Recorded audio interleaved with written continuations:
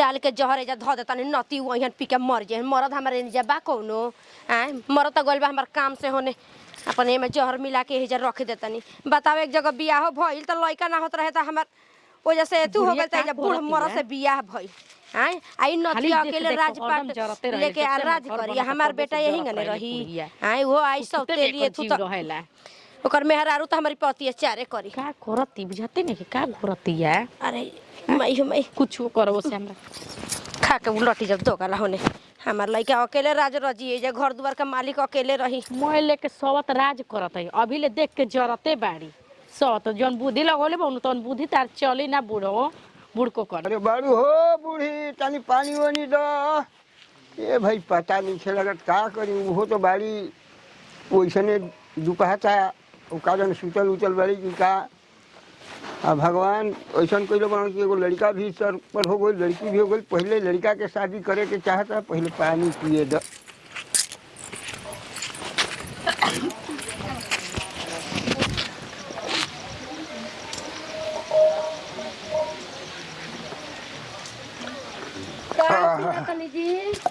अरे पानी न पियतनी का ठीक बाड़ू न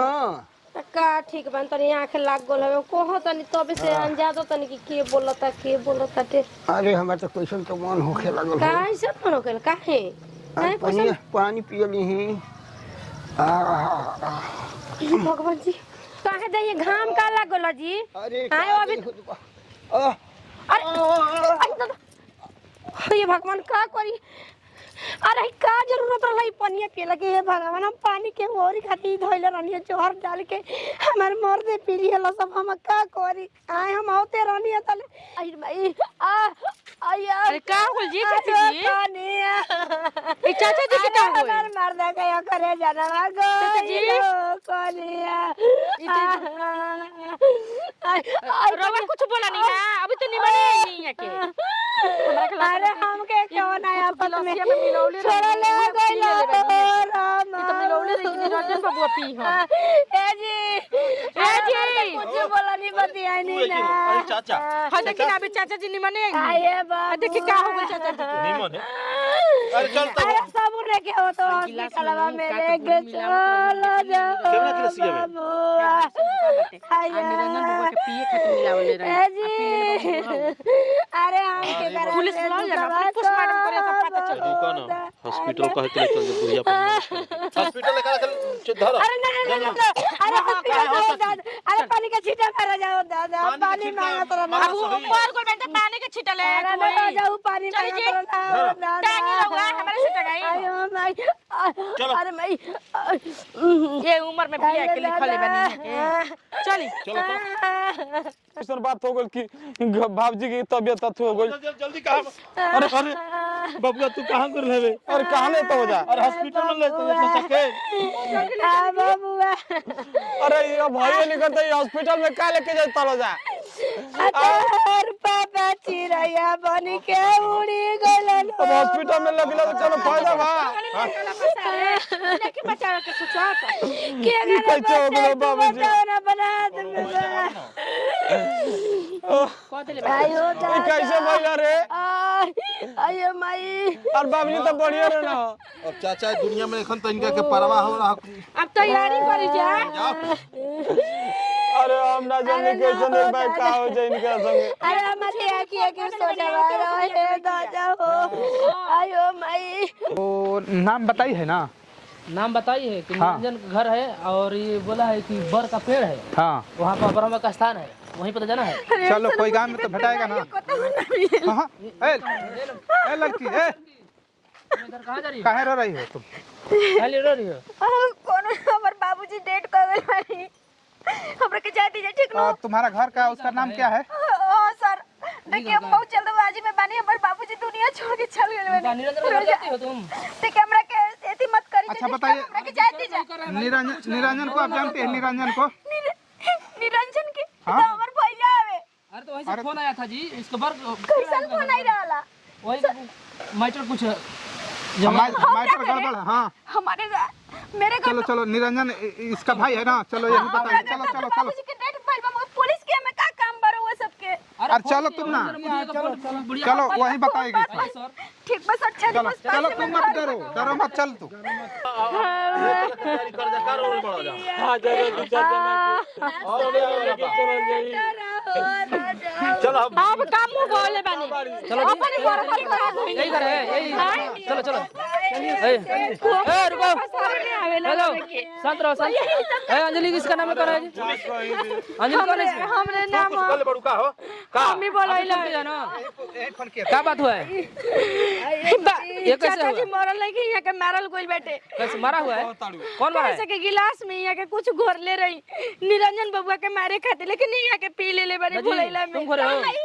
बोझी जी का करी सच सच बताओ सच बता तू का पी ले बड़ बाबू जी मामा आ इसको बना है कहाँ है जी सही बात लगी ना ठीक है का लगे दूसरा का गड़ा खोलो इसको खोलो पोस्टमार्टम करने के लिए ले जा रहा है अपने तुम खोलो मार इसको ले लो अपने आप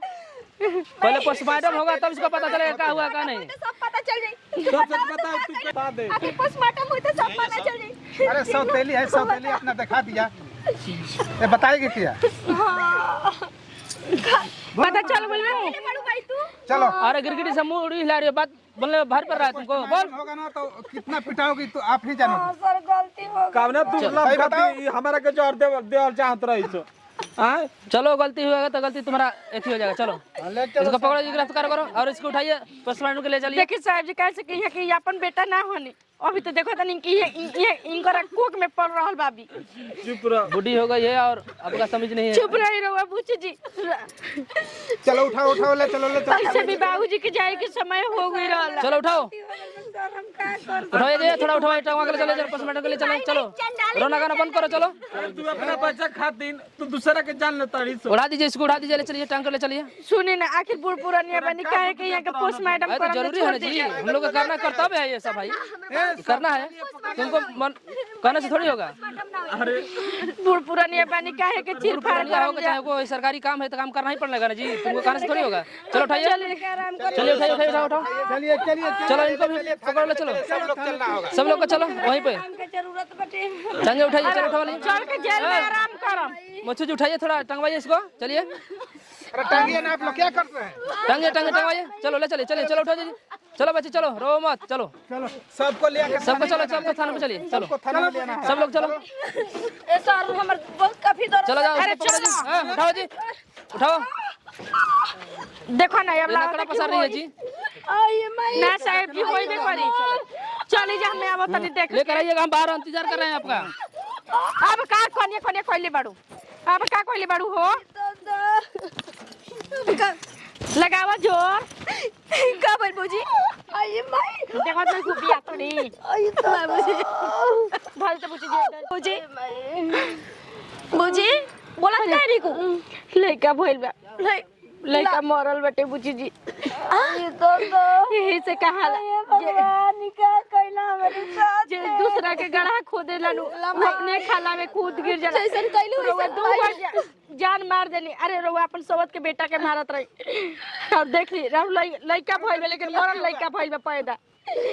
का देखिए साहब जी इनकर लइका भइल लेकिन मरल पैदा भइल बाटे ई सोचले कि ओकरा के मार दे लेकिन दू को मार लेली अपन सुहाग भी उजाड़ लेली ऐसा करिहन वैसा ही ना पहिन हां चलो जल्दी यही से कहला कि दूसरा के बुराई ना सोचे के जाए दूसरा के गड्ढा ना खाने के चाहिए अब हम इनके देखे कि हम जेल में जाइए सौर हमारा के छोड़ी रवा जेल में जाइए इनकरा के दान संस्कार हमने के कोई ले पकड़ लो इसको पकड़ लो ले चलो पकड़ के